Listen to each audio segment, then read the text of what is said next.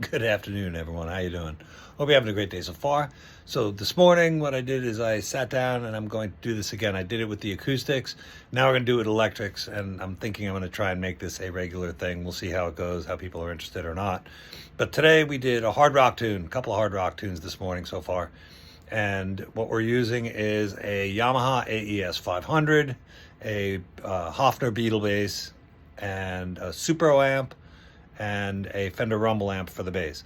So what I'm going to do is I'm going to show you what I have, how it's set up, the mics I used, and then how we got it into the computer, and then you get to hear a little bit of it, and you can let me know what you think. And if you'd like to see more of this, feel free to share it, like it, you know, all that good stuff, so that this way I know you guys are paying attention. All right, let me show you what we have. Okay, so this particular guitar is a Yamaha AES 500. When I was teaching in New York back in 2004, I had fallen in love with Yamaha instruments. We had a couple of AES 800s that were really hip and cool. So I found this one when I was in California, and I had to pick it up. Nice guitar, not something you'd expect though, not what the average rocker uses anymore.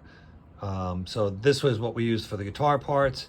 And then, as usual, I've been really leaning heavily on the Hofner Beetle bass. I really dig this one. It's cool. The Danelectro's been taking a vacation, but I have to go get it set up and then bring it back into the fold because I'm really digging both of them. But right now, I really love this thing. And so for pedals today, what we have is, starting in order, my Korg Pitch Black tuner, and then a Boss AW3 Dynamic Wah. And then next we have a J-Rocket The Animal.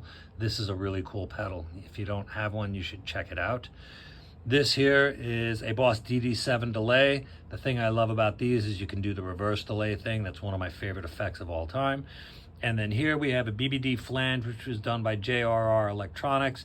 They had a shop in California in Fountain Valley. I don't know if they still exist. If they do, hopefully they see this or someone sees it and lets them know. This is an awesome pedal. I really love this one. And so let's go on and see what we used for the guitar setup and the bass setup. So for the guitar setup, the amps I used, or amp I used rather, is a Super Blues King. This one I really dig. This is a really versatile amp. Definitely worth having in your arsenal if you don't have one.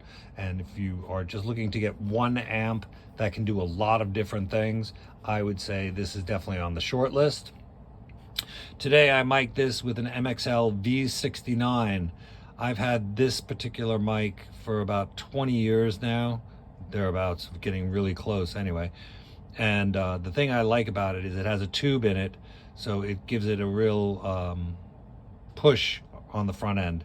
It sounds a little warmer than some of the other mics that I like to use, but it's interesting because it's not something that I would use a lot. And so today, since it's been sitting around and I'm debating on whether I want to continue keeping it or move it along, it sounds good on this amp and in this situation, so we'll see. The jury's still out whether we're keeping it or not. And then I have it baffled off with the GIK acoustic panel. This way I don't hear so much of the ring in the room itself. Then we go over to the bass rig. And again, we're using my trusty Rumble amp that, again, I've had since roughly 2010, 2011. And it's gone through all kinds of hell. And it's mic'd again with a AKG D22. I really like this particular setup. I run the D22 into a Golden Age Projects Pre-Q73. And then that goes into a Comp 54. I'm really loving that sound right now. It's just very nice. There's not much to do. It sits in the mix. You don't have to do much EQing, if any, and it just works. So that's all I care about, is we make this fast, easy, and clean and sounding good, yeah? All right, let's move along and see what we had for the front end.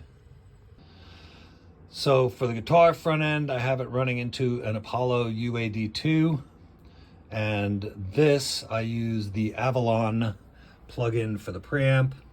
I'm using a tiny bit of compression on that, but this thing sounds really great. Really close to the actual Avalon. I've had a chance to work with some of those and they sound really nice. This does a very interesting thing, something very different than the Neves and the Helioses and the APIs and their clones, etc. This is very cool. I dig it. It works.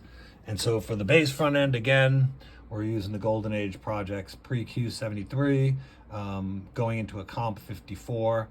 And that's kind of the sound right there. I mean, it works. It sits in the track really well. I don't have to do much work to it outside of that. And that's really what I care about. I don't want to have to do a lot of technical stuff.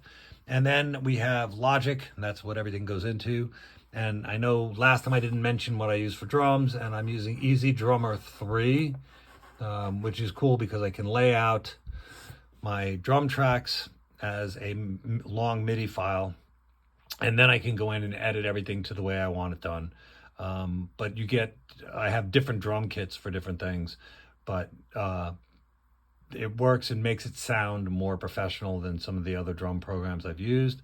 I really like it right now, and it's doing what it needs to do. So let's see where we go from here.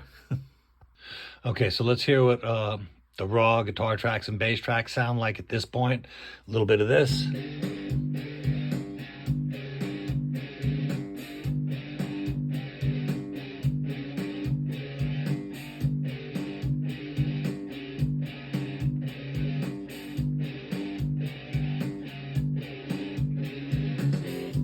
So this is starting to sound like something to me.